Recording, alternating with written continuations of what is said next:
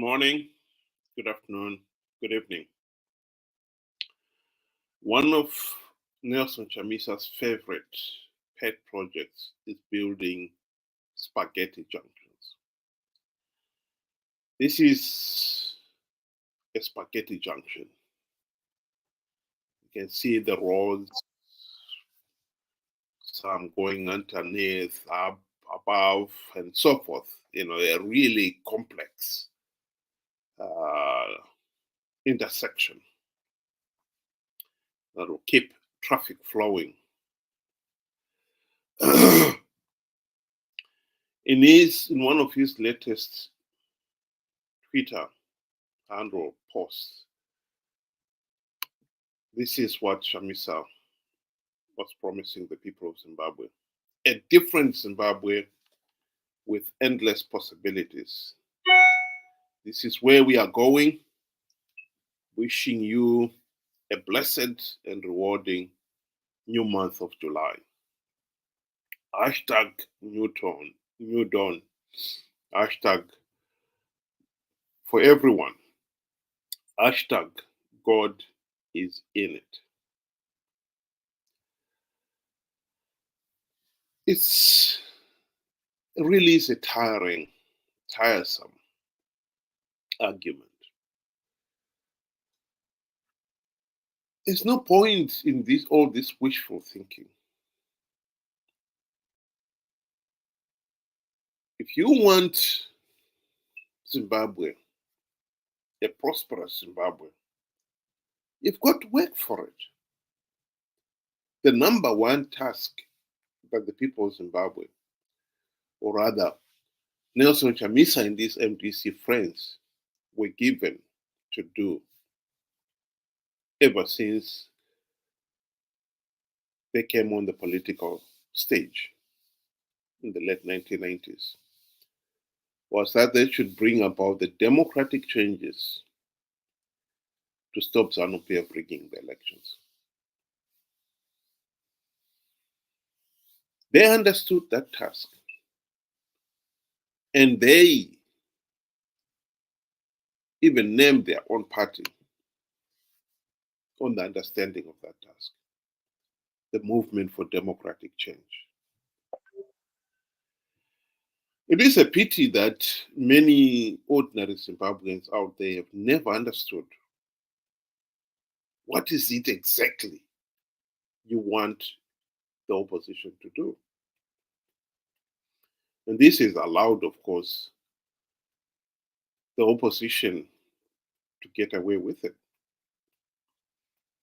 I reiterate, the number one task the opposition, the people of Zimbabwe have risked life and limb and livelihood electing them these last 24 years, was for them to implement the democratic reforms to stop Zanu PF rigging the elections. That is the number one task. Nothing else can be accomplished until you have done that. It's like building a house. There's no point in you coming up with beautiful designs of walls and windows and roof and so forth. You've got to have the foundation. You've got to have a solid foundation. That building will only stand if you got your foundation right.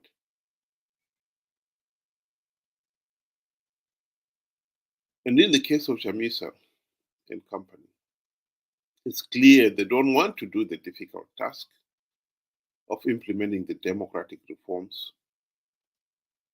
but instead are obsessed about the possibilities they could deliver once that task is done. Well, there's no point in telling us of spaghetti junctions when you are the one who have failed to implement even one token reform, and that's allowed Zanu PF to continue rigging the elections and stay in power. Indeed, ever since the 2008 to 2013 GNU debacle, NChamisa and company have participated in these flawed elections, knowing fully well that the process is flawed, knowing fully well that by participating, they are only giving Zanu PF legitimacy. But they have continued to do so out of greed.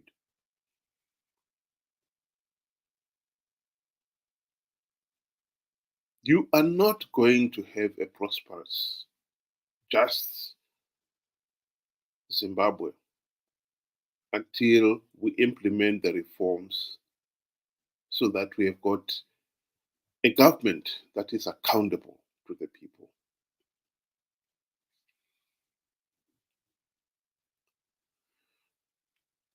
Ghana's first post-independent president, Dr. Kwame Nkrumah, got it right. That seek you first, the political kingdom, and the rest will follow. I think when you're talking of leaders like NChamisa, they genuinely believe they can have economic prosperity without addressing the fundamental political problems.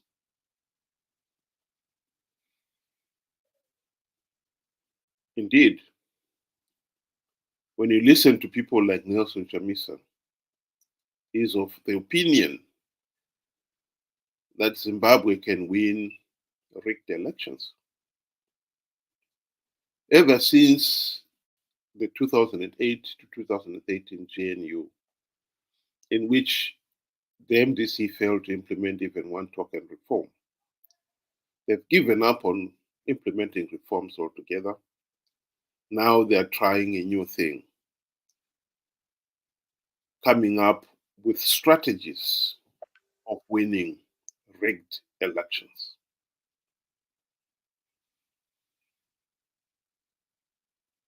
Of course, they've failed. It is an oxymoron.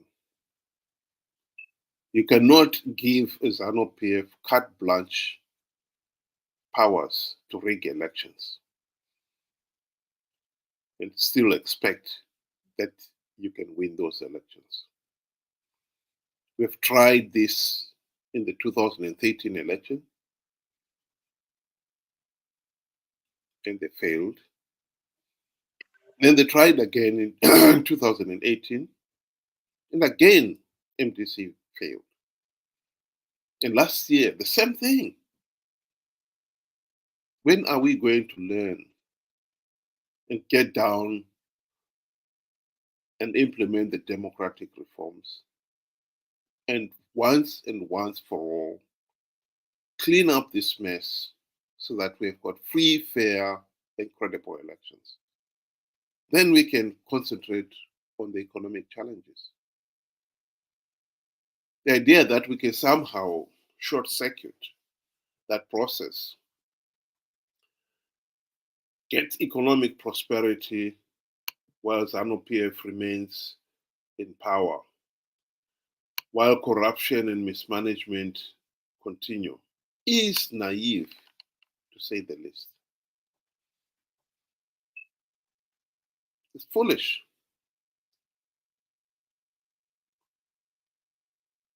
The people of Zimbabwe must realize that after 24 years,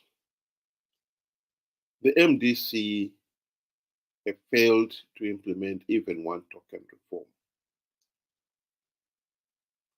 And they've been participating in these flawed elections, knowing fully well that they're flawed, knowing fully well that by participating, they're giving Zanu PF legitimacy. But they've continued to do so out of greed. Because they also knew that Zanu PF would be eager to get political legitimacy, and therefore then will be giving away a few gravy train seats to those to entice the opposition to participate. And that is exactly what has been happening here.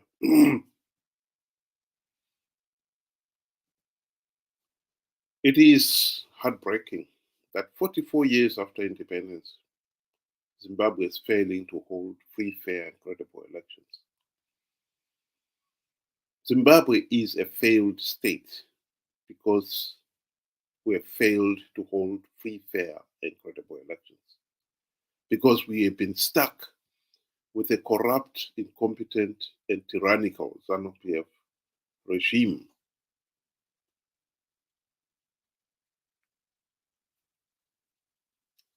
Whose only interest is that the party should remain in power and should continue to cream off the country's wealth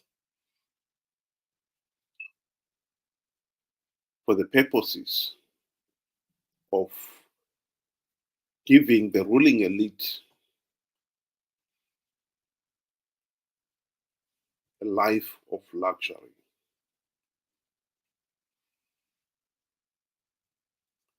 We, the people, have got to realize that we are not going to end this cycle of corruption, mismanagement, dragging us deeper and deeper into the abyss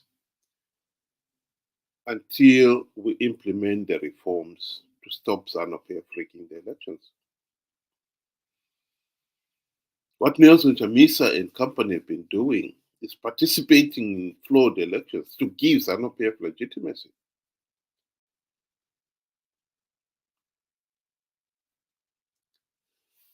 I must admit, I'm pleased to see that a few Zimbabweans out there are waking up, finally waking up to the reality that MDC guys have let the nation down. On the in the social media, there's been circulating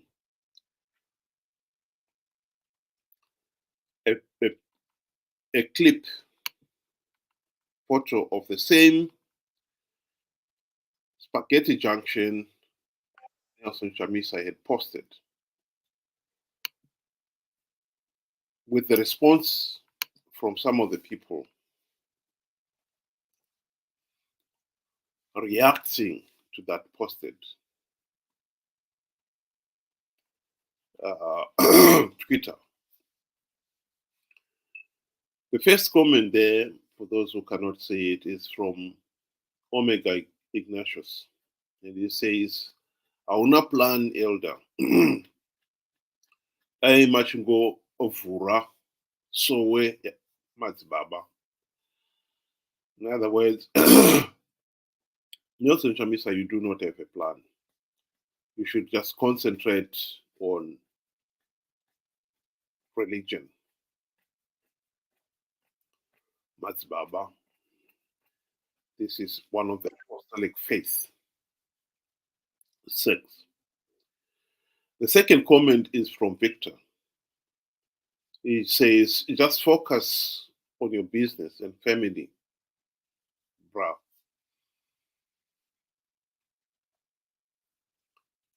Siyana nokupa vanhu false hope. You have a slippery relationship with seriousness. It is heartening that a few Zimbabweans are finally waking up to the reality that NaChamisa and company have failed in their primary task of implementing the democratic reforms, and thus end Zanu PF rigging, case culture of rigging elections. The opposition's primary task is to implement the reforms. We can discuss economic possibilities, but first we must get the first job done. The first step is to stop Zanu PF rigging the elections, to restore the rule of law,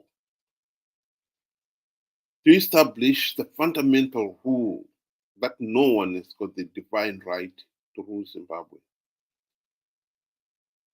The right to rule Zimbabwe should come from winning the majority vote in a free, fair, and credible election. That should be at the heart of the task of the reforms that Nelson Chamisa and company should have been focusing on. It's now 24 years since they first came on the political scene, and they've not implemented even one token reform. Worse still, they've given up on reforms. They want to give people false hope that the country can somehow still have economic prosperity while allowing Zanu PF to continue rigging elections. This is just madness. And I'm really glad that there are Zimbabweans out there who are finally waking up to that reality. That the opposition is leading us nowhere. The greatest danger for Zimbabwe right now is that Nelson Chamisa and company should stage a comeback and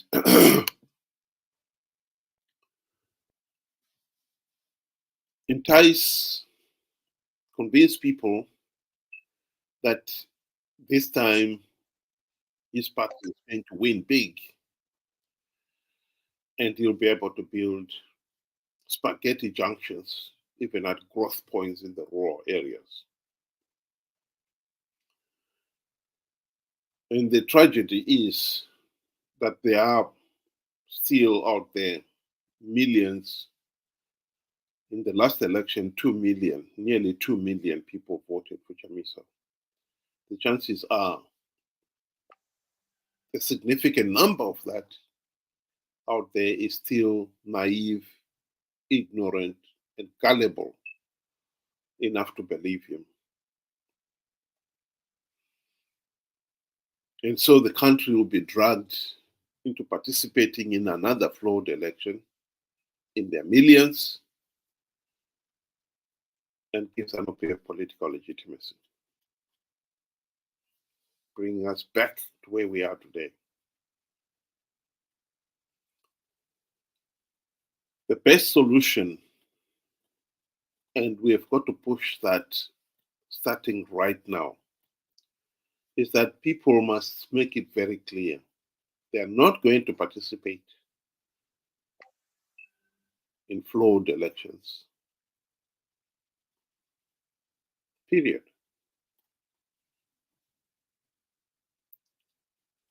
Zanu PF is not likely to implement any meaningful reforms. And Chamisa, the few CCC MPs that are in Parliament and in the Senate, are not going to push for any meaningful reforms.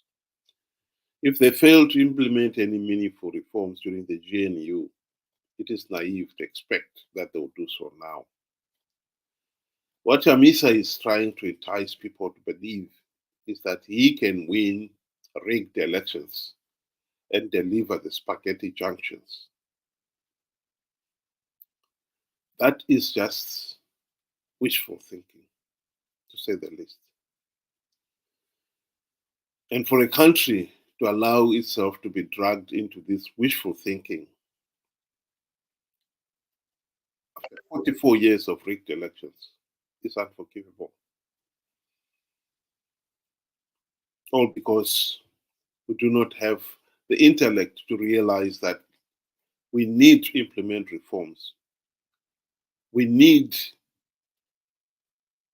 the people's power to have a meaningful say in the governance of the country restored in full, without compromise. That is the number one priority. Let's get on with it and stop wasting time pretending that somehow Chamisa can plug all the vote rigging loopholes and win the elections. He has fooled us before, and to allow him to continue fooling us, dragging us into meaningless elections on the promise that we can have a prosperous economy and still keep the Zanu PF dictatorship in place is naive, to say the least. So I welcome the 3 comments there from those individuals, finally showing that they are waking up to the reality that this cycle of pretending we can somehow have the cake and eat it too is childish, to say the very least. If we want economic prosperity, the number one task is to sort out our failed political system. Our number one task is to stop Zanu PF rigging elections and getting away with it. And that is within our power to do. We don't have to participate in these flawed elections. We've been participating because we were conned by the likes of Chamisa into believing that we can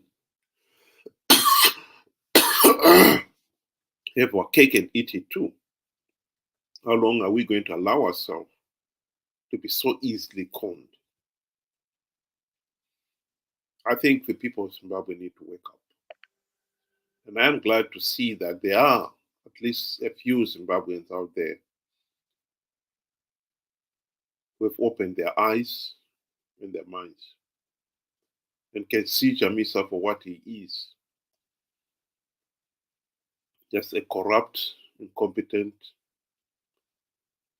opposition party leader who doesn't have the intellect to focus on what needs to be done. Chamisa is not a demigod,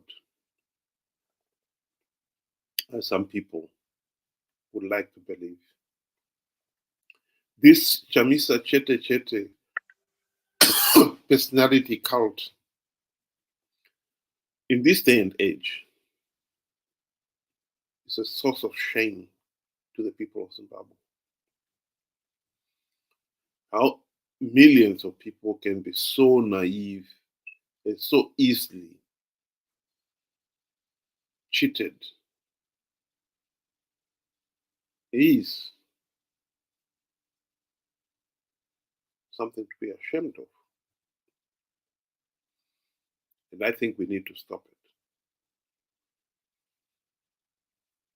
2028 elections must either have all the reforms implemented or we should not participate in them.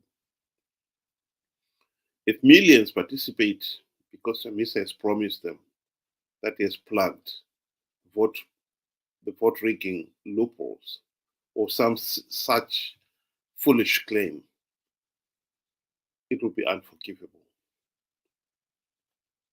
We really need to end this madness. Thank you very much and have a nice day.